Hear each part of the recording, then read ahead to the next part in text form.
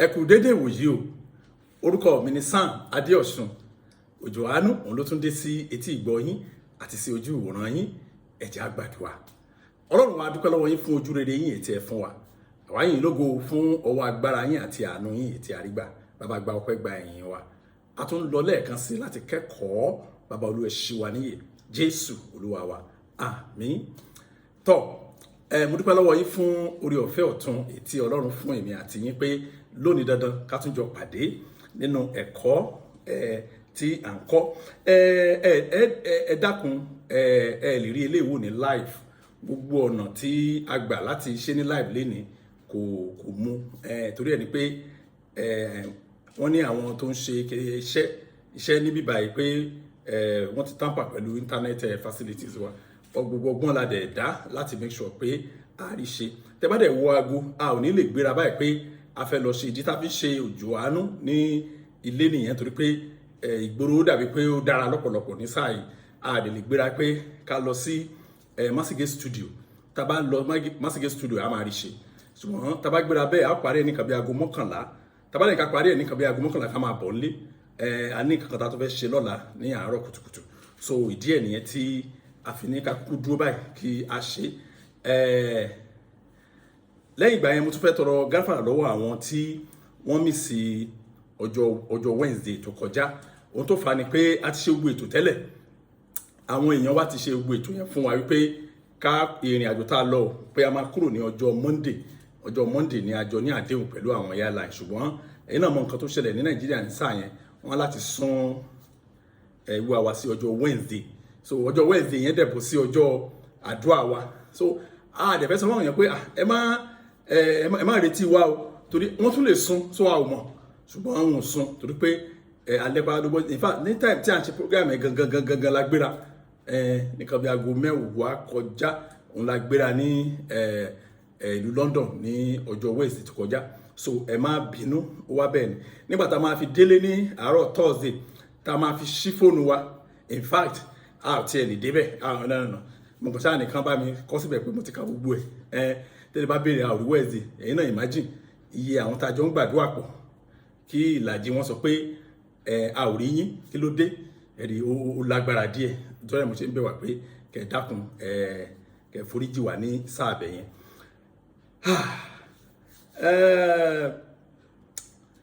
ohun tí mo tún fẹ́ dàbí pé mo fẹ́ tọrọ gáfárà ẹ̀ náà ni pé àwọn kan bàtà wà ní Britain ọ̀pọ̀lọpọ̀ àwọn èèyàn fẹ́ rí wa even outside Britain àwọn èèyàn ní Scotland àwọn èèyàn ní Ireland wọ́n try láti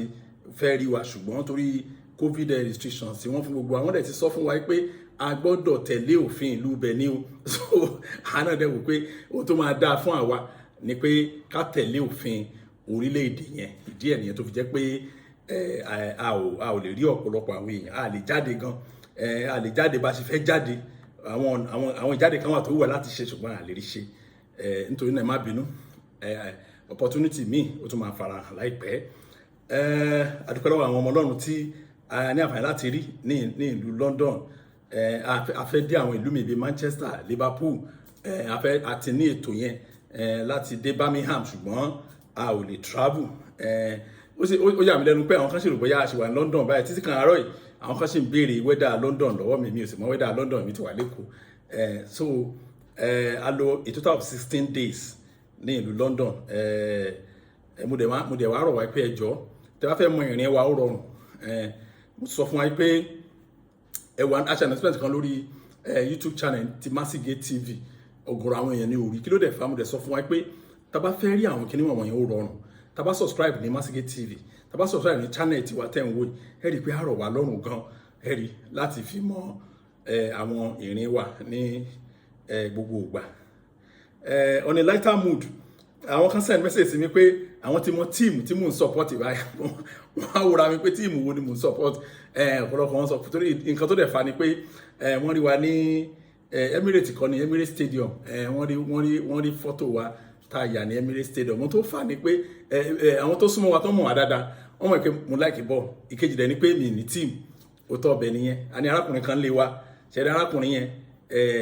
Arsenal for life ni torí tiẹ̀ la ṣe ń wo tá a bá wo nǹkan kan a gbọ́dọ̀ wo Arsenal. Kò sí nǹkan tá a fẹ́ wò tó bá ti di pé Arsenal fẹ́ gbá bọ́ọ̀lù arákùnrin nígbà o tíìmù ẹ̀ la máa wò. So bàtà wa ń lọ sí ìlú London ló wá ti bẹ̀ wá pé ká jọ́ tó lọ lọ́hùn kékeré kan ló fẹ́ ká ṣe fóun ká bọ̀ ń lọ sí Emirates ká lọ bọ́ọ̀rùn ra ṣáàtì tó ń fẹ́ máa wò ká lè ya fọ́tò ní Emirates Stadium yẹn pé òun ti débẹ̀ but àwọn parent òun wà ń bẹ̀ ọmọ wa la ṣe fún mo láìkí bọ́ọ̀lù tó tọ́ ṣùgbọ́n tíìmù tó bá ti gbá bọ́ọ̀lù dáadáa jù lọ́jọ́ yẹn òun lọ̀rẹ́ mi òun bá máa nà wọ́n ní 10 o kán ṣáà ti gbá bọ́ọ̀lù dáadáa ìdí ẹ̀ ni pé mi ò lẹ́mìí láti ṣe fancy club kankan torí mi lè ní hypertension mi lè ṣàì má jẹun torí pé àwọn kan ń gbá bọ́ọ̀lù so àwọn fans dẹ̀ máa ń ṣe irú nǹkan bá wọn yẹn. Now ẹ jẹ́ ká lọ sínú ẹ̀kọ́ wa kókó ẹ̀kọ́ yẹn sọ pé 4 fruits of a traditionalist pastor ìyẹn ni pé èso mẹ́rin tí àwọn pastor oníṣẹ̀ṣe tán so mo mọ̀ lo ọ̀rọ̀ yẹn oníṣẹ̀ṣe first fruits of a traditionalist pastor èso mẹ́rin tí àwọn pastor oníṣẹ̀ṣe tí wọ́n ń so. Ẹ wò láìpẹ́ yìí nínú oṣù yìí náà ní ọ̀sẹ̀ tó kọjá ṣé ọ̀sẹ̀ yìí ni mo ń wàásù ní ìjọ wa kan ní London. Nínú ìwàásù yẹn tí mo fi bẹ̀rẹ̀ tí mo rántí ni pé mo ní 99% àwọn pastor Africa pàápàá ti Nàìjíríà mo sọ pé traditionalist ni wọ́n oníṣẹ̀ṣe ni wọ́n ẹ̀mọ̀kàn tó ń pè ní oníṣẹ̀ṣe àwọn eléwéwégbò ṣe rí mo á kẹ́kọ̀ọ́ mo tẹ̀síwájú ìwàásù yẹn pé nígbà tí wọ́n sọ fún wa wípé Ọlọ́run pè wọ́n now tí Ọlọ́run pè wọ́n túmọ̀ sí ni wípé Ọlọ́run pè wọ́n láti inú òkùnkùn ó pè wọ́n wá sínú ìmọ́lẹ̀. Now ohun tí wọ́n try láti sọ fún wa ni pé gbogbo ìwà òkùnkùn ọ̀rọ̀ òkùnkùn ìsopọ̀ òkùnkùn iṣẹ́ òkùnkùn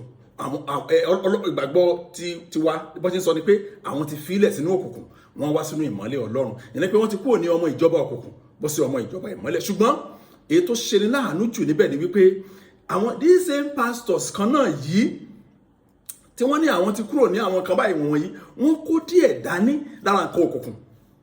Bẹ́ẹ̀ ni mo wí fún yín ẹ wò mo lè sọ gbangba ní gbangba wípé àwọn wọ̀nyí wọ́n kó díẹ̀ dání nínú àwọn irinṣẹ́ òkùnkùn. Ẹ̀rí báwo ni mo ṣe mọ̀ mo mọ̀ nípa àwọn nǹkan kan tí mo farabalẹ̀ kọ́ nípa wọn ni. Bẹ́ẹ̀ ni mo wí fún yín àwọn kíní kan wà tí mo farabalẹ̀ kọ́ nípa wọn. Ṣùgbọ́n nínú ìwàásù yẹn kì í ṣọ̀rọ̀ pásítọ̀ náà ní kí n sọ wọ́n ti fún mi ní kókó tí màá ṣẹ́lẹ̀ lórí òun náà ni mo wá ṣẹ́lẹ̀ lórí mo kàn fi yẹn bẹ̀rẹ̀ kí ọ̀rọ̀ tí mo fẹ́ sọ ńjọ́ yẹn kó lè yé wọn ni. Ẹ wò nígbà tá a ṣe tán mo láǹfààní láti rí àwọn èèyàn ṣùgbọ́n nígbà tó kan ti arákùnrin kan nígbà tí mo rí wọn tán wọ́n ní kí n jọ kó ọ̀rọ̀ kan táwọn fẹ́ sọ fún mi mo wá ní kí lọ̀rọ̀ wọn wá sọ wípé báwo ló ṣe rọ̀ mí lọ́rùn láti rí àwọn nǹkan kan wọ̀nyí tí mò ń sọ wọ̀nyí mo ní bíbélì ni bíbélì ló sọ fún wa bẹ́ẹ̀ ẹ wò nínú ìwé Matthew orí kejì ẹsẹ̀ 14 Matthew chapter 7 verse 16 bẹ́ẹ̀ sọ pé nípa èso wọn ni ẹ̀yin ó fi mọ̀ wọ́n ǹjẹ́ ènìyàn a lè ká èso àjàrà láàrin igi ọ̀gàn ẹ̀rí láàrin tàbí èso ọ̀pọ̀tọ́ láàrin ẹ̀gún òṣùṣú. Ó ń béèrè pé nípa èso wọn tẹ́ bá fẹ́ mọ̀ wọ́n kì í ṣe nípa preaching wọn tẹ́ bá fẹ́ mọ̀ wọ́n kì í ṣe bọ́n ṣe lè dírẹ́sì tó tẹ́ bá fẹ́ mọ̀ wọ́n kì í ṣe bí ẹnu wọn ṣe dùn láti sọ̀rọ̀ tẹ́ bá fẹ́ mọ̀ wọ́n kì í ṣe bọ́n ṣe kàwé tó wọ́n ní nípa èso tí wọ́n ń so tí Bíbélì sọ fún mi nìyẹn. Arákùnrin wa bẹ̀ mí ní kí n jọ èso tí wọ́n ń so yẹn gangan ìbá wù mí ìbá wù àwọn kí n kọ́ wọn mo ní ẹni sùúrù á fi kẹ́kọ̀ọ́ lọ́jọ́ kan ni ẹ̀rí máa wò pé ẹ̀kọ́ yẹn gangan ló dáa láti lò lónìí. Ẹ̀rí èso tí wọ́n ní kúkú wa sọ pé èso mẹ́rin tẹ́ ẹ máa rí nínú ìgbé ayé àwọn pásítọ̀ oníṣẹ̀ṣe wọ́n kílèmù pé Ọlọ́run pè wọ́n láti òkùnkùn wá sí ìmọ́lẹ̀ ṣùgbọ́n dípò kí wọ́n dá gbogbo òkùnkùn nù wọ́n kó èyí tó máa wúlò fún wọn nínú ìmọ́lẹ̀ wọn kò dání wá. Tẹ́bá dẹ̀ ń wò lónìí tẹ́bá wo báyìí àwọn èèyàn ṣe rí ẹ wàá máa bèèrè wá ní pé ṣé Ọlọ́run ò tiẹ̀ sí ni. Ẹ̀rí àwọn èèyàn máa ń sọ bẹ́ẹ̀ o ẹlòmí àníṣọ́ Ọlọ́run ò sí ni ẹlòmí àníṣọ́ Ọlọ́run kì í gbàdúrà ni ẹlòmí gan ò tiẹ̀ mọ̀ tó máa sọ nípa Ọlọ́run mọ́. Ẹ̀rí ẹlòmí àwọn adé stage kan tó máa ń gbàdúrà gan á bẹ̀rẹ̀ sí accuse Ọlọ́run pé ṣòwò ríran ni n tó fà ní wípé ayé ẹ̀ ti lùpọ̀ mọ́ra mo gbàdúrà ayé yìí ò ní lùpọ̀ mọ́ra lórúkọ Jésù Kristi. Kí wá ní àwọn èso mẹ́rin ọ̀hún? Èso àkọ́kọ́ tẹ́ máa inú ayé àwọn pásítọ̀ oníṣẹ̀ṣe ò ní pé they will place emphasis on soothsaying rather than teaching. Ṣẹ́ni ìràwọ̀ wíwò òun ló máa jẹ wọ́n lógún á jẹ wọ́n lógún ju ẹ̀kọ́ ọ̀rọ̀ Ọlọ́run lọ.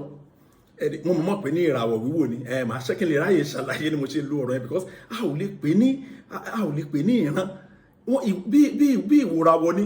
Now ẹ jẹ́ kí n ṣàlàyé àwọn kìnìún kan fún yín. Ṣé rí tó ẹ̀ bá ti mọ̀ yàtọ̀ láàrin prediction àti prophecy ó máa lágbára gan-an ó tọ́ tó máa bẹ́ẹ̀ nìyẹn ọ̀pọ̀lọpọ̀ kìrìsìtẹ́nì òde mọ̀ wọ́n á máa pàtẹ́wọ́ fún lọ ẹlòmíà ti ta ìgbé ayé sínú òkùnkùn kó tó realize lẹ́nujọ́ mẹ́ta gbogbo agbára la mọ ọ̀rọ̀ ará Àkúrẹ́ yẹn mo pèlè ará Àkúrẹ́ pásítọ̀ ni ṣùgbọ́n gbogbo alamọ̀ pé Àkúrẹ́ ló ń gbé nígbà yẹn olóhùn sùn ti tọ́ mi tẹ́ mọ́ mi ọ̀rọ̀ yẹn ò yé mi ò gbọ́ Yorùbá débẹ̀ torí mo kó kírètì ẹni orúkọ ẹ̀kọ́ ló ń jẹ́ bẹ́ẹ̀ tẹ̀bárí o mi ìdébẹ̀ rí o ṣùgbọ́n àwọn tó ti tara wọn sí abẹ́ iṣẹ́ ìránṣẹ́ wọn sọ fún wa pé tá a bá rí èrò tó ń wọ́ lọ́bẹ̀ ṣùgbọ́n adìẹ lọ dìde nǹkan òun gan wọn ti fún ẹ̀wọ̀n gbére kí ló fà á a rí ń pọ̀ bẹ́ẹ̀ in fact àwọn kan wà tẹ́ mójú kúrò lára wọn ẹgbàá mi sọ fún yà àwọn kan wà tẹ́ pé tí ẹ lè gbàgbọ́ láyé pé oníṣẹ̀ṣe ni wọ́n kí ló fà á wọ́n ti lórúkọ wọ́n ti di ìlú mọ̀ká káàkiri orílẹ̀-èdè tó máa dárúkọ wọn oyún inú mọ̀ wọ́n tó wàá ti mọ̀ pé àìrè ilé ìránṣẹ́ ọdún no farabalẹ̀ wo èso tí wọ́n ń so ni ẹ̀rí ṣùgbọ́n ṣẹ́rí èyí tí mo pè ní súnsẹ̀yìn ìràwọ̀ wíwò ó díjọ́ tá a bá mú yàtọ̀ tá a bá mọ Bíbélì débẹ̀ wípé ẹni yóò sọ ìran ẹni yóò túmọ̀ nǹkan kan kò wàásù ẹ̀rí awòràwọ̀ sáà ni mo rántí ibi tí ẹnìkan dárúkọ pásọ̀ kan mo ní awòràwọ̀ ni ó ní how mo ní ó rọrùn ó dùn mo ní nǹkan tó ṣe ẹ̀yìn ni wípé mo ní nǹkan tó ṣe ẹ̀yìn ni wípé orúkọ pásítọ̀ lẹ́yìn ń wò mọ́mì ṣorúkọ pásítọ̀ lẹ́yìn ń wò mo ń béèrè ni mo ní dádì mo ní ṣé ipò pásítọ̀ lẹ́yìn ń wò èmi ò wò èso tí wọ́n ń so òun lèmi ń wò period tó pé bẹ́ẹ̀ sọ pé ọ̀nà kan tí wàá fi mọ̀ wọ́n ni pé èso tí wọ́n ń so jẹ́ fún yín lẹ́ni àpẹẹrẹ ni ẹ̀rí máa gbọ́ tí èso kọ́ ìrẹsọ́lá a máa sọ iye gómìnà tó máa kú lọ́dún tó ń bọ̀ ṣàgbọ́n lójoojúmọ́ gómìnà kan in the north ó máa ṣàìsàn gómìnà kan Nàìjíríà lùsì gómìnà mẹ́ta ọdún tó parí who tell you that is prophecy that is not prophecy ìràwọ̀ wíwò ní ẹjọ́ ó máa ṣe o ó di ṣẹ́rí ìyàtọ̀ wà láàrin awòràwọ̀ àti oníìran àti tí Ọlọ́run fún ní prophecy ó clear gan ẹ̀rí ó di jọ́ tá a bá mọ̀ ìyàtọ̀ yẹn Bíbélì ti kọ́ wa ní gbogbo àwọn ọ̀nà wọn yẹn tá a lè wù tá a bá dé ọ̀pọ̀lọpọ̀ chọ́ọ̀chì lónìí ok mọ́mì kí lẹ́yìn fi mọ pásítọ̀ yẹ́bí nǹkan kan péré ni wọ́n ní wọ́n dáàdì yẹn ríran gan ó mà ríran o pé tẹ́ ẹ bá gbọ́ nǹkan tó sọ nípa ayé mi exactly bó dẹ̀ ṣe rí nìyẹn ìfẹ́ àwọn máa tún bá wọn validate ẹ̀ àbí ọkùnrin àwọn náà máa bá wọn bá pé kí ló ń sọ yìí tẹ bá rí in fact ó sọ̀rọ̀ ayé mi ni ẹ jọ how does that help you mọ́mí òkè bẹ́ẹ̀ ṣe kẹrìndó síwájú báyìí kí n sọ fún yín oúnjẹ tẹ́ jẹ lánàá kí n sọ fún yín aṣọ tẹ́ wọ̀ kí n sọ fún yín orúkọ àbúrò yín mo sọ orúkọ ẹ̀gbọ́n yín àti bàbá àti ìyá yín fún yín láì jẹ́ pé mo mọ̀ yín rí tẹ́tẹ́lẹ̀ how does that solve your problem how does that move your life forward ṣùgbọ́n ṣe láàánú pé nǹkan táwọn ò ní wá mọ ẹsẹ̀ Bíbélì tí wọ́n ṣàrán gun mọ́ ẹsẹ̀ Bíbélì kan péré ni o Proverbs chapter 29 kan yẹn Proverbs 29 verse 18 wọ́n ní níbi tí ìran in fact tẹ́ bá wo New King James Version àti Old King James Version ọ̀rọ̀ yẹn yàtọ̀ síra wọn Old King James sọ pé where there is no vision the people perish ìmọ̀ tẹ́ bá wo New King James Version ní where there is no revelation tẹ́ bá wo èdè àwọn Bíbélì Yorùbá kan wọ́n ní níbi tí ìran wòlíì ò sí àwọn Bíbélì Yorùbá ayé àtijọ́ kan ó kọ́ bẹ́ẹ̀ ṣùgbọ́n àwọn modern Yorùbá Bible wọ́n sọ pé níbi tí kò ti sí ìfihàn àwọn ènìyàn agbé ìgbé ayé àìbìkítà. And that is the correct interpretation of that particular verse. Ṣẹ́rí tí bá ń wo àwọn pastor tó jẹ́ traditionalist yìí tí wọ́n mú nǹkan kan láti inú òkun wá sínú ìmọ́lẹ̀ tó kó máa help wọn. So wọ́n mọ̀ pé ṣe máa lọ́rọ̀ Bible mọ́ pàápàá tí Bible tí ò bá clear tí ò bá wà clear mo dẹ̀ sọ fún ẹ pé torí translation ní èdè kan sí èkejì a máa rí àwọn mistakes kọ̀ọ̀kan mo ti sọ bẹ́ẹ̀ fún wa dáadáa mo sọ bẹ́ẹ̀ fún wa ní ọ̀pọ̀ ìgbà náà ẹ̀rí ó máa ń yà mí lẹ́nu ṣe rí ọ̀rọ̀ tí wọ́n túmọ̀ sí ìfihàn tàbí ìran níbẹ̀ yẹn ó jẹ́ èdè Hébérù kan tá a pè ní calzone. Now how on earth ni wọ́n ṣe túmọ̀ calzone sí ìran táwọn wòlíì rí kò yé mi téèyàn bá ń kẹ́kọ̀ọ́ tí ẹ̀kọ́ yìí ò bá yé dáadáa á wá jinlẹ̀ dáadáa ni kó má bàa ṣe àwọn èèyàn lọ́nà. ṣùgbọ́n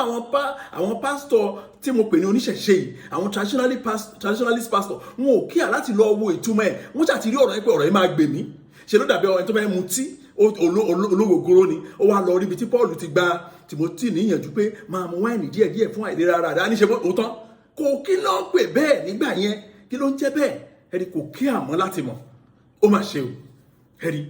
àwọn pásítọ̀ tí mo ń sọ yìí, tí mo sọ pé they are soothsayers, wọn kì í ṣe ìránṣẹ́ Ọlọ́run. tẹ́ bá wà ní program wọn ẹ máa gbọ́ there is somebody here, there is somebody here, there is somebody here, and always there is somebody here. àní kí wọ́n kọ́ àwọn èèyàn ní ẹ̀kọ́. there is always somebody here, there is somebody here, only back pain for 18 years. ìyẹn náà máa fòsókè I praise the Lord, àmọ̀dúpẹ́ mi ní ó ń sáré bọ̀ nìyẹn. how does that help you? ọ̀pọ̀lọpọ̀ wọn táwa ti pàdé wọ́n ti ṣe there is somebody there fún wọn rí níbì kan. now ṣé káwá sọ wípé Jésù tí wọ́n pè ń gbà yẹn ò lágbára ni? ohun tó fà á ni wípé they are not ready to help anybody. wọ́n boost resume wọn ni bí ìgbà téèyàn kọ CV bẹ́ẹ̀ ló ṣe rí kán lè mọ̀ pé dáàdi yẹn ríran. tẹ́ bá rí program yẹn tẹ́ bá àwọn bíi mẹ́rin ló pè jáde wípé amúrọ̀bà ni wọ́n dẹ̀ confess irọ́ ni ó ti wẹ̀ ẹ́. ó mà ṣe o. tẹ́ bá farabalẹ̀ wọ́n tó pè ní calzone dàbí a time a máa kẹ́kọ̀ọ́ lórí this particular verse alone. ẹ rí i pé nǹkan tí bẹ́ẹ̀ ni sọ bẹ́ẹ̀ ní tán pè ní ìfihàn bẹ́ẹ̀ ni wípé ṣẹ́ni ní oh God a máa sọ kíní kan nípa old covenant and new covenant. tá a bá ní òye yẹn a lè ní òye old testament àti new testament. tá a bá ti ní òye méjèèjì ó wà ní ẹ̀kọ́ yìí lágbára Ọlọ́run. now nǹkan tó ń jẹ́ calzone ìfihàn láyé tá a wà ẹ́ ó ní mímọ̀ àṣírí ìjìnlẹ̀ Bíbélì, the mystery of the word of God. olóúnjẹ bẹ́ẹ̀ nínú new covenant tèmi àti ìjọ ń gbé yìí ẹ̀rí. ṣùgbọ́n there is this pastor tí mo forúkọ bò láṣìírí, wọ́n ti mú un náà wọ́n ti kọ́ àkọ́bù sí lọ́wọ́. ẹnìkan lọ ṣọ́ọ̀ṣì ẹ̀, ẹni ẹ wá sọ fún mi wípé ẹ̀sà kò yé òun nígbà tó ń débẹ̀ ṣe ló ó kàn náwó sóun báyìí ni. ó ní arábìnrin, ó ní àbúrò kan tó jẹ́ Yínká, ó ní níwájú Ọlọ́run àti ènìyàn, ó lò ní àbúrò tí àwọn èèyàn mọ̀ pé Yínká ló ń jẹ́, àbàwọn táwọn tó jẹ́ family ó ti change orúkọ ẹ̀ tipẹ́.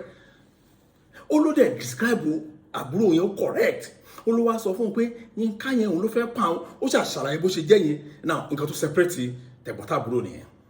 nígbà tí wọ́n á kó àkọ́bù sí wòlíì ọ̀hún lọ́wọ́, ó wá ń béèrè pé ẹ̀sà kì í ṣe Ọlọ́run ló bá sọ̀rọ̀ gbà ẹni mo lọ́wọ́ òfìgbà kan bá sọ̀rọ̀ rí. àwòràwọ̀ ni ó wòràwọ̀ fún ẹnìyẹn, ó ti gbẹ́jú fún ẹnìyẹn. ìràwọ̀ náà ń pè bẹ́ẹ̀, kì í ṣe bọ́lọ́run ṣe ránṣẹ́ sí ìyàn nìyẹn.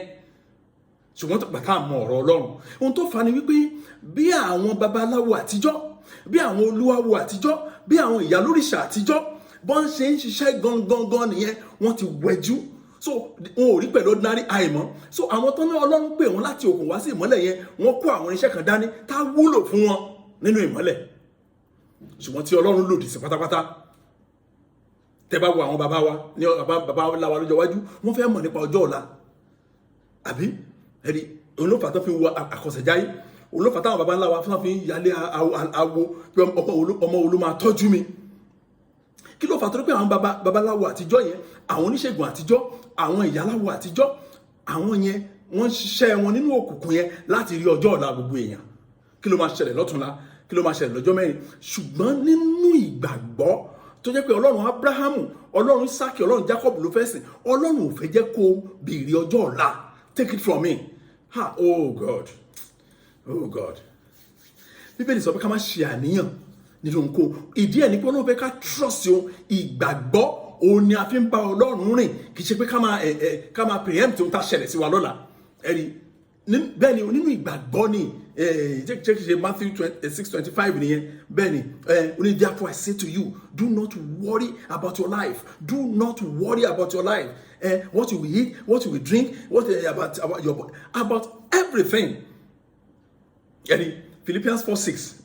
Only be anxious for nothing, but in everything by prayer and supplication with thanksgiving let your requests be made known to God. ṣùgbọ́n torí pé irinṣẹ́ yẹn máa wúlò fún àwọn babaláwo àwọn pásítọ̀ oníṣẹ̀ṣe, wọ́n mú dání inú òkùnkùn, wọ́n mú wọnú ìmọ́lẹ̀. so ó ti wá dilé ni pé dáàdi afẹ́ rí yín o, tó má lè ti kúnlẹ̀ ẹ̀rí agídá máa porúkọ Jésù lẹ́ẹ̀mejì tó kọ́ Ọlọ́run bá wọn sọ̀rọ̀ take it from me.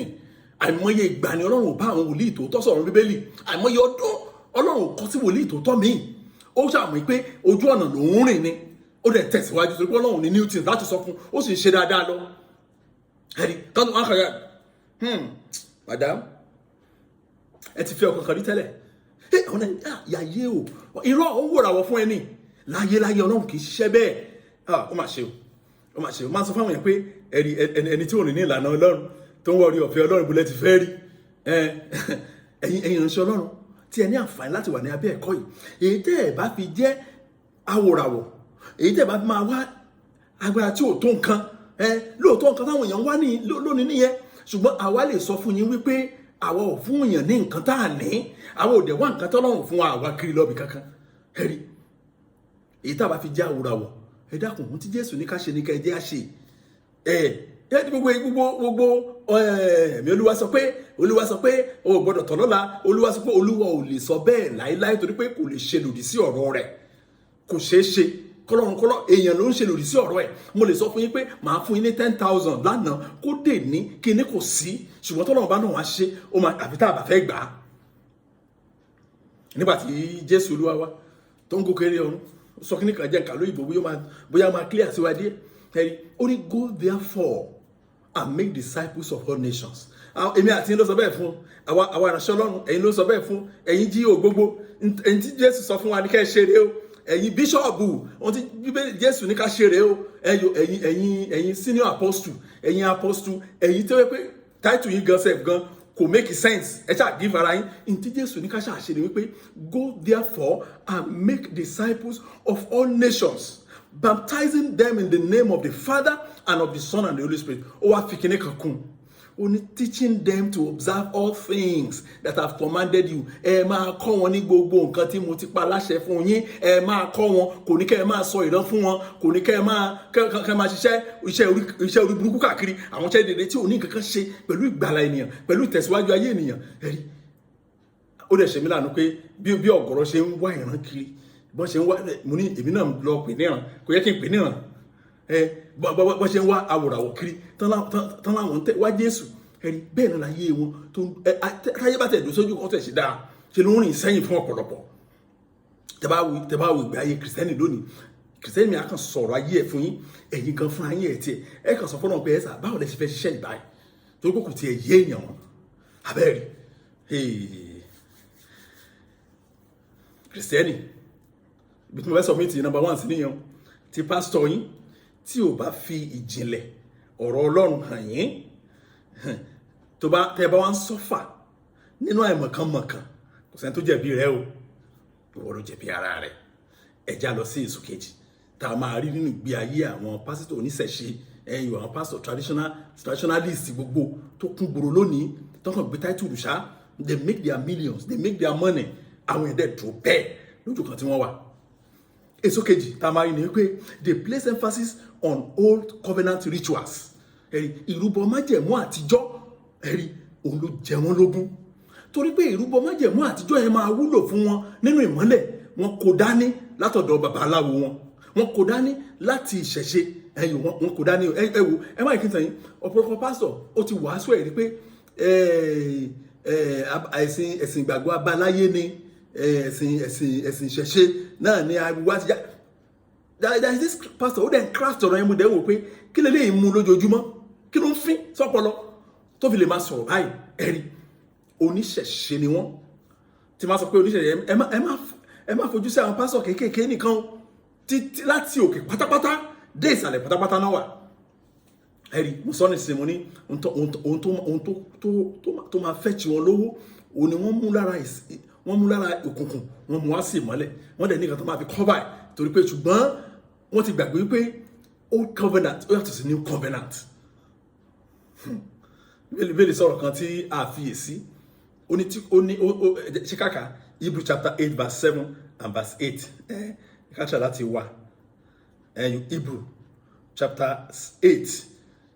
verse 7 alìkàdé verse 9 gan bẹ́ẹ̀ ni ẹ máa gbọ́ bíbélì ni nítorí ìbáṣepé májẹ̀mú ìṣáájú nì kò ní àbùkù. Mo ti kọ́ alẹ́kọ̀ọ́ yẹn pé Old Testament Bible àti New Testament Bible ọ̀rọ̀ Ọlọ́run ní méjèèjì, ṣùgbọ́n Old Testament ní àwọn àṣìṣe kan tí New Testament correct. Òní Bíbélì ṣàlàyé bẹ́ẹ̀ ni pé nítorí ìbá má ṣe pé májẹ̀mú ìṣáájú ni kò ní àbùkù, ǹjẹ́ a kì yóò ti wá ààyè fún èkejì. Ẹni tí ò bá sí error nínú Old Testament lè rí New Testament ní Bíbélì sọ nìyẹn. Verse 9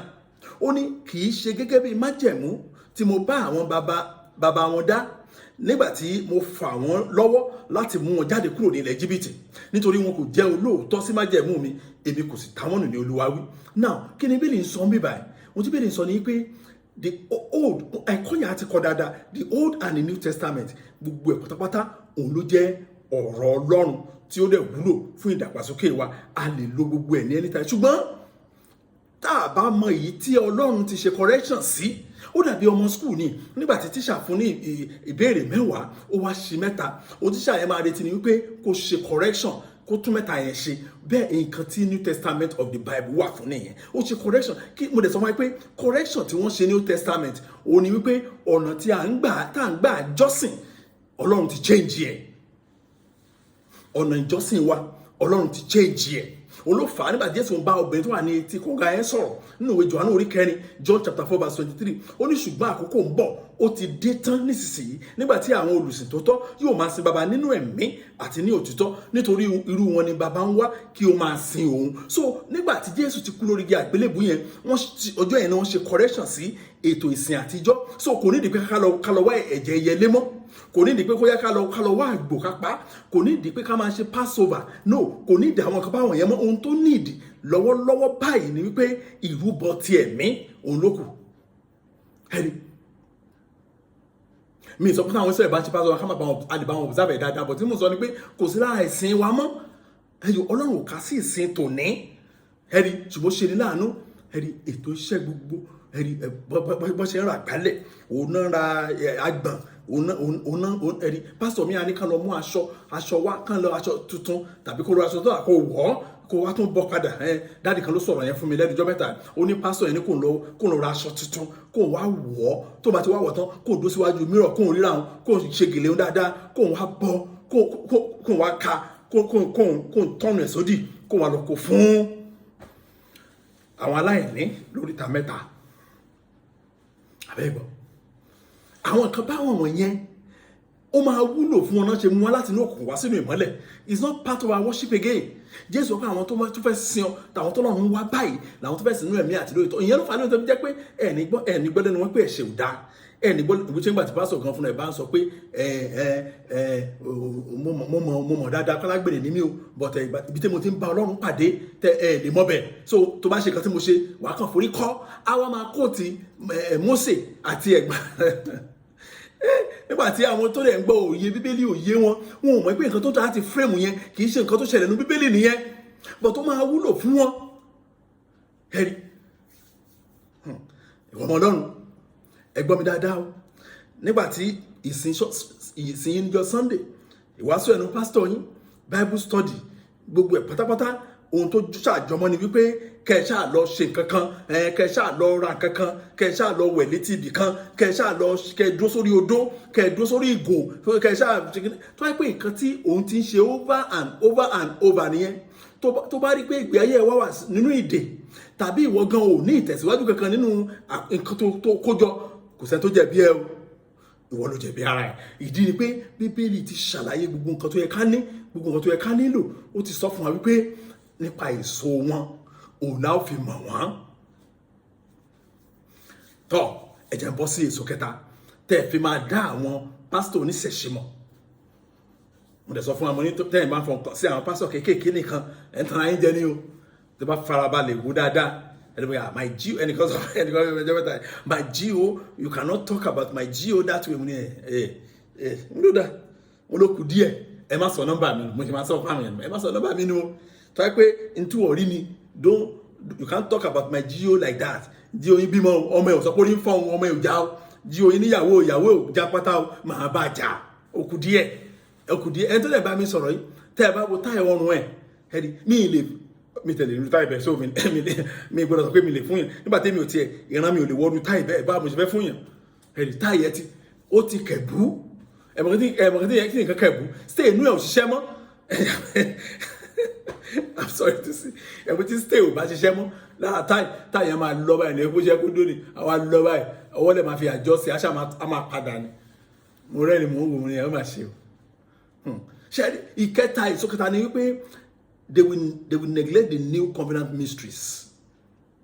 wọ́n wà tún gbà mí inú àmà bíyàn àìmọye ìgbà mo sọ fẹ́ nìkan ní sẹ́ńlẹ̀ owó ojú mo ní bẹ́ẹ̀ ni mo sọ fún mo ní mo sọ́rí o ọ̀rọ̀ tí mo sọ yẹn lè lé o mo ń sòótọ́ fún ẹ mo ti gbọ́ ìwàásù lẹ́nu pásítọ̀ ọmọ Nàìjíríà gbẹ̀yìn báyìí mo ní it's over 20 years owó ojú mi mo ní bẹ́ẹ̀ ni mo sọ fún ẹ tó jẹ́ ọmọ Nàìjíríà tó jẹ́ pásítọ̀ tó ń wàásù àwọn pásítọ̀ tẹ́ bá dẹ̀ gbọ́ àwọn pásítọ̀ kékeré mi ìtẹ́ pé wọ́n kéde sí wa nínú ìgbàgbọ́ tó máa wọ́n wàásù brilliantly ẹ máa pé wow ó yẹ kán fún ẹ ní platform àgbáyé kókó kẹ́kọ̀ọ́ yẹn ṣùgbọ́n tó máa sọ lọ sọ́bọ̀ ntí Ọlọ́run promise náà máa sọ fáwọn èèyàn tọ́lọ́run promise rárá tọ́lọ́run dẹ̀ ní promise ẹ̀ torí pé ó ti fi òtélé ṣẹ́ni gbogbo àwọn promises Ọlọ́run ó ní àwọn condition kan tá a máa meet bí ó sọ pé a lè wà nú ẹ̀ṣẹ̀ ká ní kórè ọ̀fẹ́ máa pọ̀ sí oní kámárì but àwọn pásítọ̀ oníṣẹ̀ṣẹ̀ wọ́n pààyàn tì wọ́n nìyẹn òwúlò wà lè wà nú ẹ̀ṣẹ̀ yìí wò so wọn ò ní sọ̀rọ̀ ẹ̀ṣẹ̀ wọ́n á ní I shall stand before you. God said somebody should bring 1,000 pounds. If you can give 1,000 pounds, your way will open. Bíbélì just entered and go bring 1,000 pounds yẹn. Inú ẹ̀ṣẹ̀ ló ti mú wẹ̀. Bíbélì sọ pé kò lè wà nínú ẹ̀ṣẹ̀. Kó ní kò máa ṣe orí ọ̀fẹ́ fún but wọ́n ní irọ́ nìyẹn. Wọ́n pè èmi mò ń sọ bẹ́ẹ̀ I am a servant of God. Kí máa sọ fún yín nìyẹn. That's what I'm telling you. Náwó ti fo ó ti náwó sókè títí tí ọwọ́ gan ti ń ro gan fúnra ẹ̀. Ẹlòmíì ti náwó sókè ti jẹ gbèsè. Àmọ́yé àwọn èèyàn ti pàṣẹ pé káwọn tó wọ ṣọ́ọ̀ṣì yẹn Ọlọ́run bùkún wọn already ṣùgbọ́n náà ló mọ nǹkan tí wọ́n wá lọ ṣọ́ọ̀ṣì yẹn wọ́n dolórí burúkú dòní Ọlọ́run dẹ̀ àwọn díẹ̀ nú wọn Ọlọ́run fún ní oore ọ̀fẹ́ láti dìde padà kí ló fà á oníṣẹ̀ṣe làwọn ará bíi wọn kì í ṣe ìránṣẹ́ Ọlọ́run that's why èso tẹ́ máa ń ní pé ẹ ò ní gbọ́ ìjìnlẹ̀ Bíbélì lẹ́nu wọn irọ́ wọn á kàn mú ẹsẹ̀ kan rédèrèdè ṣá wọn á kàn máa dúpọ̀ báyìí gbọ̀ngàn tó lè máa sọ pátápátá kò ní nítumọ̀ sí àwọn tó mọ ọ̀rọ̀ Ọlọ́run mo challenge mọ́mì kan tó láwọn lọ sí this so-called prosperity church mo lè sọ pé any church tó bá pé wọ́n dominant lórí kankan fraud ni wọ́n kò sí nǹkan tó jẹ́ bẹ́ẹ̀ àìmọye àwọn pásítọ̀ tó ti bá wa jiyàn ẹ̀ débi pé àwa náà jókòó tí wọ́n lọ́rùn títí a fi àwọn àṣírí kan wọn ní Bíbélì táwọn máa sọ pé ó ga o ṣùgbọ́n ẹ má sọ lé níta mọ́ o ìjọ tó máa ní ẹ má sọ lé níta mọ́ o sọ pé ọ̀nà àtijọ́ wa náà ibo ni ká ti bẹ̀rẹ̀ ẹ̀rí mo challenge mọ́mì yẹn àìmọye ọdún no waste níjọ tó ń pè ní prosperity church mo á bèrè question kan náà wọn mo ní mà are you really experiencing prosperity mo ní ṣe rí ìrírí prosperity tán sọ fún yín ṣe rí inú máa ń dùn sí àwọn kan tàbájọ ń sọ̀rọ̀ kì í pẹ́ wọn láti dá mi lóhùn ìbéèrè wọn ẹ̀sà wọn ní ká má tàn mí wọn ní rárá wọn ní ṣùgbọ́n kí ló fà á tó bá yẹ pé ká ra handkerchief wọ́n ti ra handkerchief náà wọ́n ti ra anointing oil fún ìbùkún wọ́n ti ra agbára àwo ṣùgbọ́n kò dáa mo ní nǹkan tó fà ní pé jí oyin ẹ̀yìn mo tún dárúkọ ẹ̀ fún mo ní jí oyin tẹ́ pé bishop traditionalist ni kì í ṣe ìránṣẹ́ Ọlọ́run wọ́n wojú mi yẹn wọ́n kọ́ àti inú máa ń bí tán dárúkọ pásọ̀ inú máa ń bí wọ́n gan o wọ́n jà ju pásọ̀ gan lọ ẹ̀rí wọ́n sọ kíní kan fún mi mo bèrè ọ̀rọ̀ lọ́wọ́ yín sìn mo ní nǹkan tí jí oyin ti promise over the years ìbẹ̀rẹ̀ fẹ́ bí gbogbo àwọn ọmọ yín sí ṣe experience prosperity náà sọ yẹn mo ní díẹ̀ ni pé ọ̀nà mẹ́ta ni prosperity pín sí kì í ṣọ̀nà kan ṣùgbọ́n torí pé mo wá sọ mọ́ mi yẹn pé tó pé jí oyin mọ̀ ìpè traditionalist lòun ẹyọ kan nú ẹ̀ òun lè manipulate òun lè manipulate méjì yòókù àwa pa méjì yẹn tì a máa tẹnu mọ́ ẹyọ kan yẹn ni tó owó adé bá wọrí ẹ̀rí mo ló fà má lóòótọ́ ṣé ń jìdí ẹ̀ wá lọ́wọ́ yín ṣùgbọ́n àwọn ẹ̀mí òkùnkùn wọn ò fi lọ́rùn lẹ̀ inú ìdílé wà àbí kí ni èrè abiyamọ tó bímọ tí gbogbo àwọn ọmọ ẹ̀ tán fẹ́ ṣòfò mọ́ lọ́wọ́ tán báyìí èyí tí ò ní ìtọ́pọ̀lẹ̀ ò dàrú a ṣiṣẹ́ òfun làbọ́ sí èyí tí ó ṣẹṣẹ́ kò tí ò jẹ́ òfun ayé àwọn ọmọ wọn bọ́n ṣe ń bímọ lọ́mọ ń kú mọ́ wọn lọ́wọ́ èyí tó tún bímọ nú ẹ̀ ọmọ yẹn báyìí ń sìn ojoojúmọ́ ṣàlàbùkù àlákàlà ni exchange dẹ̀ wà lọ́wọ́ wọn mo ní ọ̀nà mẹ́ta ni prosperity pín sí kẹ́bíìrì sọ fún wa níwèé Jòhánù 3 orí kan pé ló wà bẹ orí kìíní ẹsẹ̀ kejì gbọ́ ni ó ní beloved I pray that you may prosper in all things torí pé jẹ́ Ọlọ́run mọ̀ pé kì í ṣọ̀nà kan náà pè ní prosperity. Ó ní olùfẹ́ èmi ń gbàdúrà pé nínú ohun gbogbo kí ó lè máa dára fún yín in all things. Ẹ̀rí ó tẹ̀síwájú ó sọ pé ó ní and be in health, torí pé ìlera pípé ara prosperity ló wà. Nǹkan tó lọ sọ nìyẹn bẹ́ẹ̀ ló sọ. Ẹ̀rí ó tún wá sọ pé ó ní just as your soul prospers, yẹn ni pé ọkàn náà fún ẹ̀ ó gbọ́dọ̀ ṣe kí ni ó gbọ́dọ̀ dáa fún. So ó gbọ́dọ̀ dáa fún ara, ó gbọ́dọ̀ dáa fún ẹ̀mí, ó dẹ̀ gbọ́dọ̀ dáa fún ọkàn. Ẹ jẹ́ sáré ṣàlàyé ẹ̀ fún wa. Ara ẹni èèyàn ní prosperity ni wọ́n kó orin sí lápá ni. Lẹ́yìn ìgbà tó kó orin sí lápá wọ́n ti yọ kíndìnrín kan kúrò kíndìnrín ẹ̀. Lẹ́yìn ìgbà yẹn báyìí igi bíi 8 ló fi rìn. Lẹ́yìn ìgbà yẹn báyìí ló gbé oxygen sí mú ẹ̀. Lẹ́yìn ìgbà yẹn báyìí ẹlòmíì asthma ni kò lè jẹ́ kọ́tọ́kà ẹ̀ tó balẹ̀. Ìyẹn ni pé wọ́n ti fún ní prosperity owó ṣùgbọ́n wọ́n ti gba ìlera kúrò lọ́rọ̀ torí pé kì í ṣe àtọ̀dọ̀ Ọlọ́run. It's not from God. Bí ó sọ pé only beloved, I pray that you may prosper in all things and be in health, just as your soul prospers. Nítorí pé ní prosperity nìyẹn kì í ṣe iye owó tẹ nínú àkáǹtì náà pé ní prosperity, kì í ṣe iye mọ́tò tẹ capable láti rà nìkan náà pé ní prosperity ara ẹ̀ ni. So ṣùgbọ́n torí pé kí nìyẹn máa wúlò fún àwọn pásítọ̀ oníṣẹ̀ṣe ìgbà tó lọ́run pé wọ́n láti inú òkun wá sí ìmọ́lẹ̀ bó ṣe sọ fún wa, wọn ò kó gbogbo ẹ̀ lẹ̀. Àwọn kí ní kan wà tá a wúlò fún wọn kò wọnú ìgbàgbọ́. So wọ́n kó apá gbogbo everything tọ́lọ́run sọ wọ́n pátì wọ́n dúró lórí prosperity yẹn pé you will prosper, bọ́sọ̀ nípa ìjọba Ọlọ́run prosperity ni, bọ́sọ̀ nípa báyìí yẹn ṣe máa da prosperity ni. Wọ́n á ṣàyè mọ́ prosperity yẹn ní gbogbo ojú ayé wọn bí wọ́n ti sọ pé owó nìkan ó lè dá àwọn ọ̀rọ̀ ayé wọn. Bí wọ́n ti sọ pé téèyàn bá lálàkàlà ó lè sanwó yẹn fáwọn àjẹ́ lójú oorun. Ẹ̀rí wọ́n bọ́sẹ̀ máa sọ nìyẹn, wọ́n máa kóòtù àwọn ọ̀rọ̀ kan tí wọ́n mọ ìtumọ̀ ẹ̀ dáadáa. Owó ni dáhùn gbogbo, owó ni kẹ̀kẹ́ ìrere, owó ni àwọn kan tí ò make sense wọ́n á máa há díẹ̀ mọ́.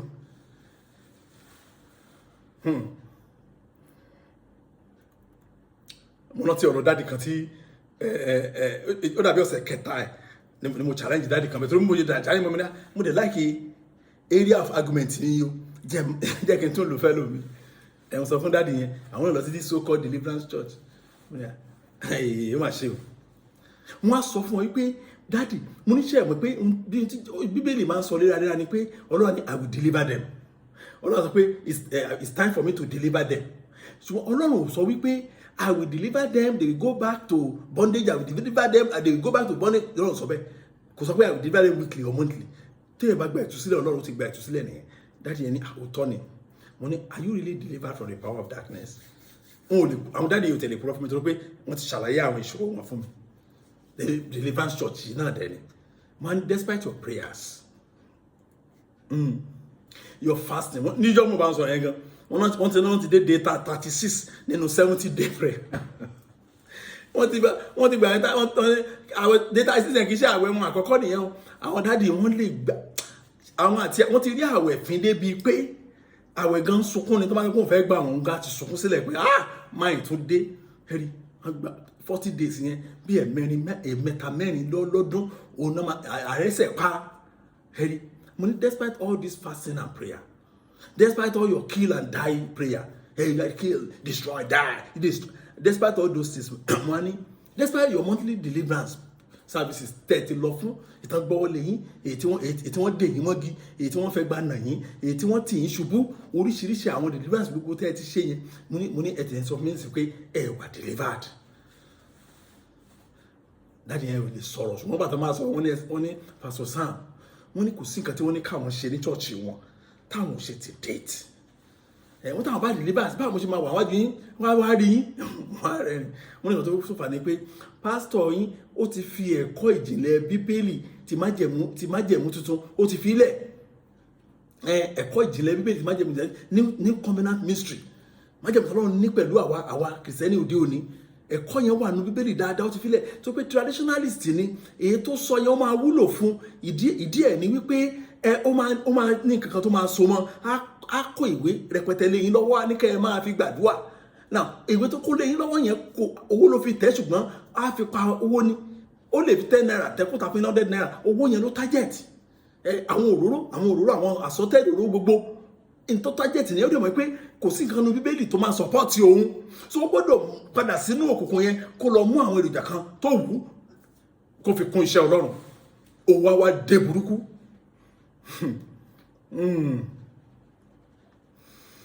hey tẹ́bàdẹ̀ wá wò dáadáa náà ló láyé John wọ́n ní ẹbọ kàǹkà ṣé tó ń kagún láyà náà ń pè ní ìgbà tó ń ka bẹ́ẹ̀ náà lọ́wọ́ ṣe bí àdúrà kàǹkà ẹ̀yọ ìwàásù wọ́n fi ìwàásù kàǹkà lẹ̀ àwọn àdúrà kàǹkà àwọn tẹ́bàdẹ̀ ń gbọ́ àwọn prayer point wọn ẹ máa gbárí mọ́ pé Jésù bọ́nà tún mí lè jáde báyìí tẹ́bàdẹ̀ nǹkan tó máa so mọ́ àwọn àdúrà àwọn yẹn ẹ máa wọ̀ pé kí ló dé ẹ̀rí mo rántí mọ́mì kan tí mo challenge mo lọ sí one of these prophetic ministry náà làwọn ti wá prophetic ministry bẹ́ẹ̀ tí máa mọ àwọn prophetic ministry yẹn àwọn lá máa sọ fún yín country tó máa win World Cup ó máa ṣe mo pity Christiani pàápàá Nigerians anytime tí máa ti ronú jinlẹ̀ mọ́ ní ìwọ lọ́hùn ta ló máa gba orílẹ̀-èdè yìí lọ́wọ́ àwọn babaláwo wọ̀nyí tá láwọn jẹ́ ìránṣẹ́ Ọlọ́run imagine ìránṣẹ́ Ọlọ́run á predict ẹni tó máa win World Cup ẹni tó máa win election ẹni tó máa win ẹni báyìí I can see in Aso Rock I cannot see in Aso Rock I have seen in Aso Rock there is no vacancy in Aso Rock they are traditionalists wọ́n wo àwòràwọ̀ ni wọ́n àwọn oníṣẹ̀ṣe ni wọ́n bẹ́ẹ̀ bí àwọn olúwawo ayé àtijọ́ ṣe gẹ́lẹ́ nìyẹn wọ́n á fi agbáàgùn wọ́n fẹ́ fi wo ọjọ́ iwájú right from time ohun tí Sátánì like láti ṣe nìyẹn ó máa aspire iwájú yẹn ó fẹ́ mọ kí ló fẹ́ ṣẹlẹ̀ tomorrow ẹ̀rí imagine ọ̀tọ̀ ni àwọn tó máa win World Cup wọ́n sọ fún mọ́mí yẹn lọ́jọ́ ẹ̀mú ni ó yẹ tó yẹ pé lóòótọ́ àwọn wọ̀nyí wọ́n mọ̀ kan tó ń ṣe ni àwọn ọmọ ìjọ wọn ó yẹ kí lọ bá pásítọ̀ wọn kí wọ́n yẹ pé mo oh God Sàámú Adéọ̀sùn ó mà ṣe o kí n lọ jẹ́ ọmọ ìjọ máa ń náwó sókè ìjọ kan àyẹ̀sà bẹ́ẹ̀ ṣe rí tó ìtẹ́ mẹ́tọ́ máa ń win World Cup bẹ́ẹ̀ ti mẹ́tọ́ máa ń win next election yìí ẹjọ́ ẹ̀ lè bá mi lọ sínú nọ́mbà bàbá Àjẹ̀bú ni kẹ́ bá mú nọ́mbà mẹ́rin tó mọ̀ tàbí bá lọ ṣe máa mú nọ́mbà ẹ̀yìn òtẹ́ẹ̀lẹ̀ ẹ̀lẹ̀ bàbá Àjẹ̀bú wọn láwọn òun kò tó máa fi tọ̀ bàbá Àjẹ̀bú àwọn máa ṣe o kí ló dé mi ṣe kí ní ìgboro tó ẹ̀ pé gbòòrò mo ti wà sí i àwọn kan máa mọ̀ bọ́ ṣe ṣe nọ́mbà mẹ́ta òun ló jẹ mílíọ̀nù kò ṣe báyìí kó fi agbára ẹ̀wò mi ní irọ́ náà ń pa irọ́ ni èyí tẹ́ wà ní òyìnbó yẹn kí n lọ jẹ́ mẹ́mbà ṣọ́ọ̀ṣì àwọn prophetic these so called pastors wọ̀nyí màá náwó sókè ìjọ kan pẹ́sà tẹ́ ẹ bá rí tó bẹ́ẹ̀ ṣe sọ yìí ẹ jọ̀ọ́ wọ́n ti fẹ́ lotto míì ti fẹ́ jáde European lotto UK lotto American lotto ẹ jọ̀ọ́ ẹ ṣàfún mi nọ́mbà mẹ́rin tó jẹ màá sàn dá mẹ́wàá fún yín ó bá ṣe o mo á challenge mọ́mì yẹn mo ní mọ́mì ṣe bẹ́ẹ̀ ní prophetic church lẹ́nu lọ ọ̀nà wo ní prophecy pastor ọ̀nà wo ló fi tún ayé yín ṣe báyìí mọ́mí yẹn ni yàtọ̀ sí amen nínú wàásù pastor wọn ní kò sí nǹkan kan mo ní mọ́mí yà dẹ̀ dá fún yín mo yà sàtẹ̀ fún mi yẹn mo dẹ̀ láìkì ẹ̀gbọ́n ọ̀tọ̀ sọ ni wọ́n ní tí bàtàn bá ti ń wàásù báyìí bóyá lórí tẹlifíṣàn wọn bóyá lórí kébù wọn bóyá lórí channel wọn amen yẹn nìkan wọn lò nìkan ní èrè wọn ó mà ṣe o wọn á ní oníṣẹ̀ṣe oní pásítọ̀ yìí oníjíò yìí wọ́n yẹ sọ bẹ́ẹ̀ fún ẹ̀yin ò láyà mi ẹni oníṣẹ̀ṣe nìyẹn ṣẹ́rí àwọn oníṣẹ̀ṣe yẹn ní ayé àtijọ́ àwọn olúwawo àtijọ́ wọ́n mọ nǹkan tí wọ́n máa ṣe láti kó ọgọ̀rọ̀ tẹ̀léra wọn òye yé wọn débẹ̀ ara nǹkan tẹ̀lé máa ṣe náà ni wípé nǹkan tó kàn wọ́n ni pé kán máa rò pé ọmọ yìí kábíyèsí ẹnìkan wà ní ìlú wa tàbá ṣe orò báyìí nǹkan báyìí ló máa ṣe lọ́la àwọn náà ló máa manipulate ẹ bọ̀ tó máa sọ àbọ̀ sí ó máa wúlò fún wọn December tó fẹ́ dé ń sìn oṣù tó mọ̀ ní láti bẹ̀rẹ̀ bóyá ìṣẹ̀lẹ̀ tó ṣẹlẹ̀ 2020 bóyá ti ẹ̀pá ẹnu but wọn ò ní tìjú kò ní yà yín lẹ́nu wọn ò ní tìjú last December how many of them ló sọ fún wa wípé ìṣòro máa wà how many of them ẹ béèrè náà mo ti sọ fún wa pé ẹ lọ ṣe research yẹn tẹ bá padà sí online ó yẹ kẹ́ ẹ lè research àwọn nǹkan tí wọ́n sọ ẹ lọ sáwọn newspapers company tó ní website yẹn ẹ lọ search fún paper wọn November December of last year kẹ́ ẹ wo nǹkan tó ń sọ nípa 2020 èyí tí gbogbo wọn tẹnumọ́ náà ni pé 2010 ajẹ́ ọdún ọ̀pọ̀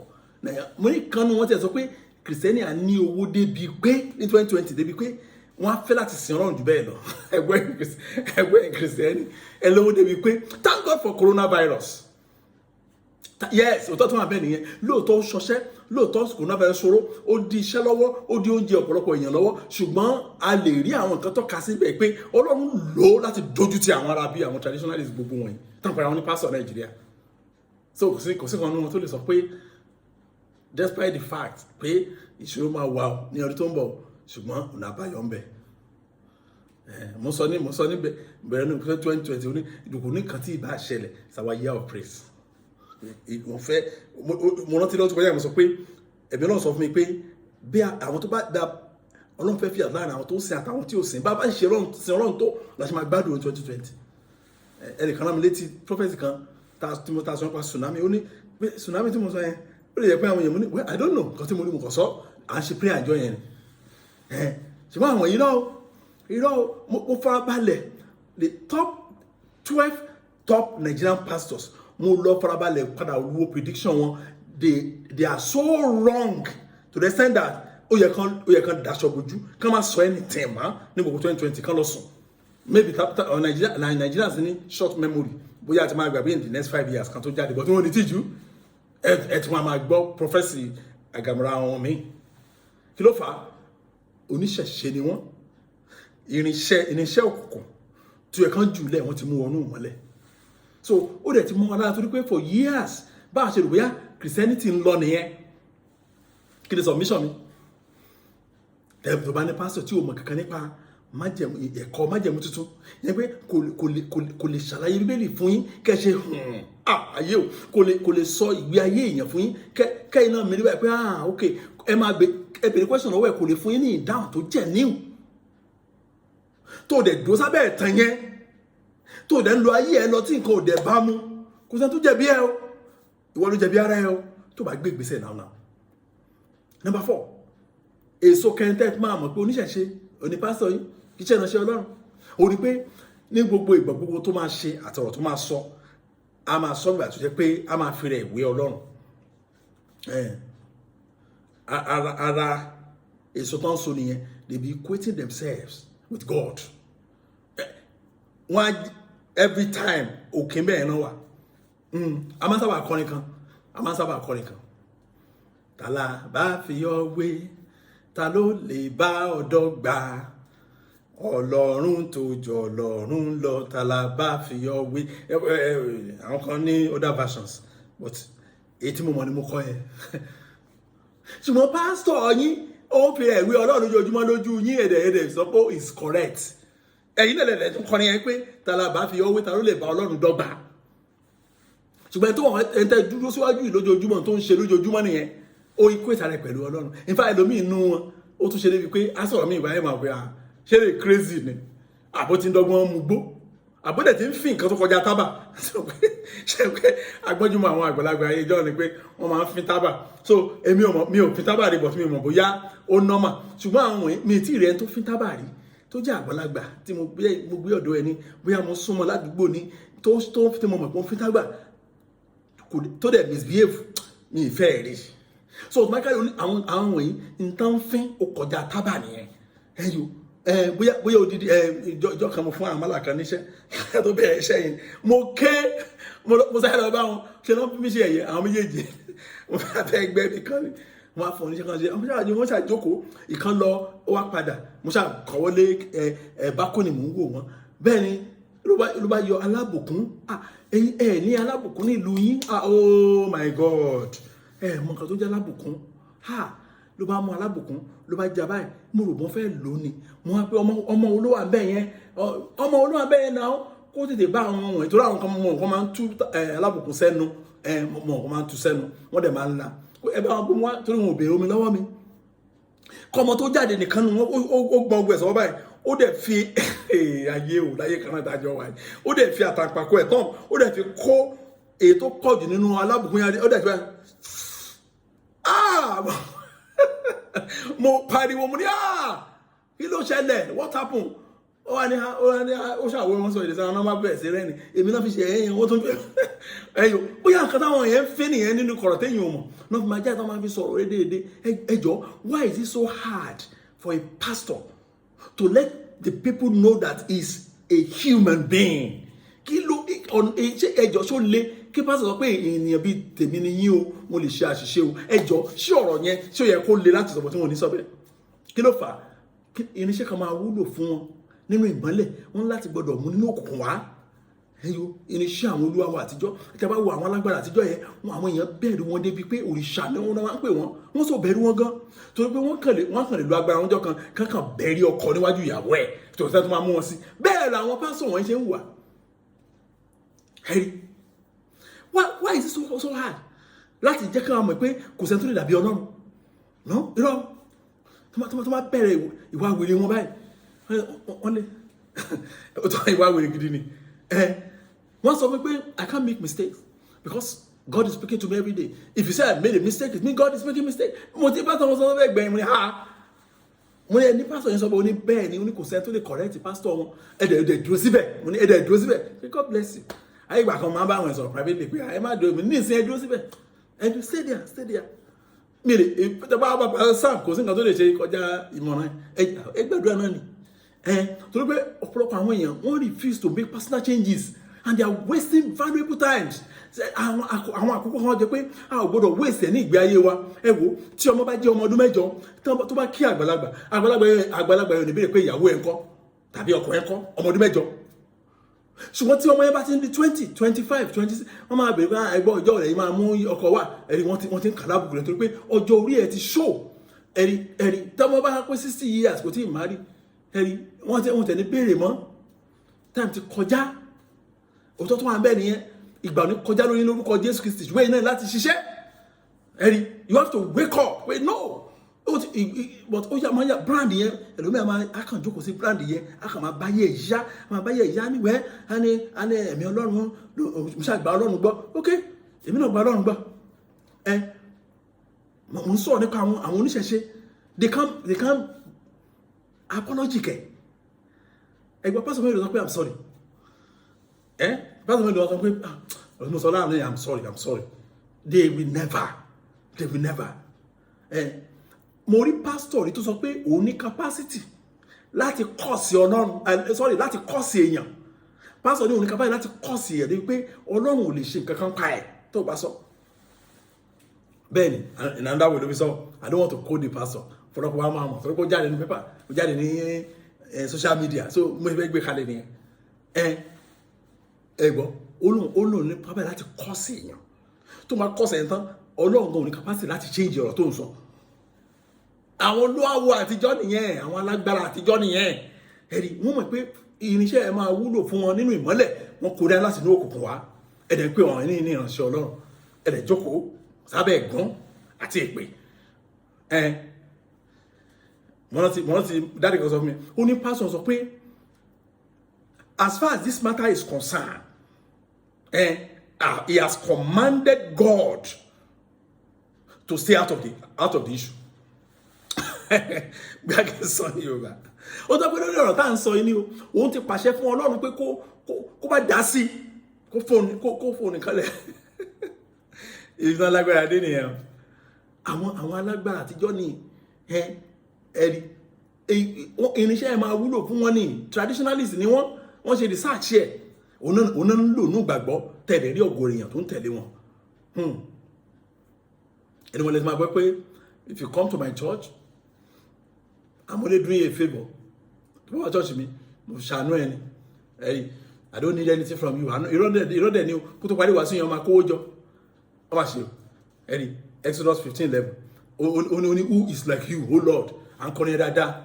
who is like unto thee O Lord who is like unto thee O Lord among the gods who is like you ṣùgbọ́n pásítọ̀ yín lọ́jọ́ yẹn gangan tẹ́ ṣe worship yẹn pásítọ̀ yín jọ yẹn ó sọ fún yín pé òun lágbára bí Ọlọ́run a máa fi rẹ̀ wé Jésù kí ni submission tí pásítọ̀ yín ò bá ní ìrẹ̀lẹ̀ òórí ẹ̀mí ìrẹ̀lẹ̀ nínú ẹ̀ ẹ̀rí a ṣe ohun àánú kan mo gbọ́ nu mọ́tò pásítọ̀ wa kan ẹ̀rí láti sọ pé pásítọ̀ ẹ̀ kò ní ìrẹ̀lẹ̀ ìwà sọ pé ìránṣẹ́ Ọlọ́run ni how gbà tí Jésù Ọlọ́run sọ pé òun wà agbéraga ní òkèrè Ọlọ́run sọ bómi ó ní òun kọjú ìjà sí àwọn agbéraga ẹ̀rí tó bá rí ìrẹ̀lẹ̀ pípé ẹ̀yọ nínú ayé pásítọ̀ ẹ̀ tó fẹ́ fi rẹ̀ wé Ọlọ́run tó sì jókòó tì í kò sẹ́ni tó máa jẹ̀bi ẹ̀ báyìí ìwọ ló máa jẹ̀bi ara ẹ̀ mo sì gbàdúrà fún yín lórí èso kìíní èso kejì kẹta àti kẹrin ẹ̀ ní jẹ̀bi ara yín lórúkọ Jésù Kristi ẹ wo mo fi yàn Ọlọ́run bẹ̀ yín Ọlọ́run retí ìbáṣepọ̀ tó dánmọ́rán látọ̀dọ̀ yín wá o Ọlọ́run ò fẹ́ kẹ́ fi ẹnikẹ́ni sáàárín òun àti ẹ o Ọlọ́run fẹ́ kẹ́ bóun rìn kó lè fi títóbi agbára rẹ̀ hàn ní ayé yín Ọlọ́run fẹ́ kẹ́ gbé àwọn ìgbésẹ̀ kan ẹ wo dádì mọ́mì ẹ jókòó báyìí gan kẹ́tẹ̀ wọ ayé yín wò ẹ gbọ́ ṣé bí mo ṣe máa tẹ̀síwájú ni àbí I want God to open the windows of heaven for me ẹ̀rí mo sì gbàdúrà pé Ọlọ́run fún yín ní oore ọ̀fẹ́ láti ṣe àwọn àtúnṣe tó yẹ kẹ́ ẹ lè gbádùn ayé yín jù báyìí lọ kẹ́ ẹ lè fi ìjọba Ọlọ́run ṣèrè jẹ agbára Ọlọ́run yóò ṣe fún yín o ìyà Ọlọ́run yóò fara hàn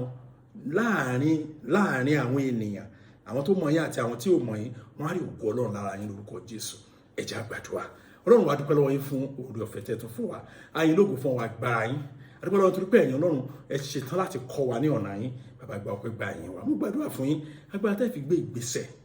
ìtẹ̀sọ náà tó ìtẹ̀wá ẹ̀skúsì ó ti tó ẹ̀skúsì ti pọ̀ ju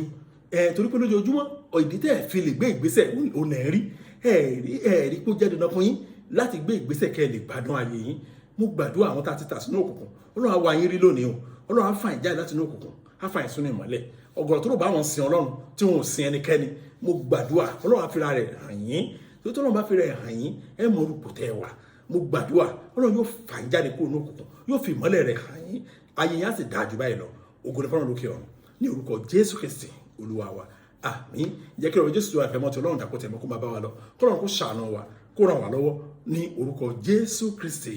Olúwa wa àmín. Praise the Lord, hallelujah, thank you and God bless you.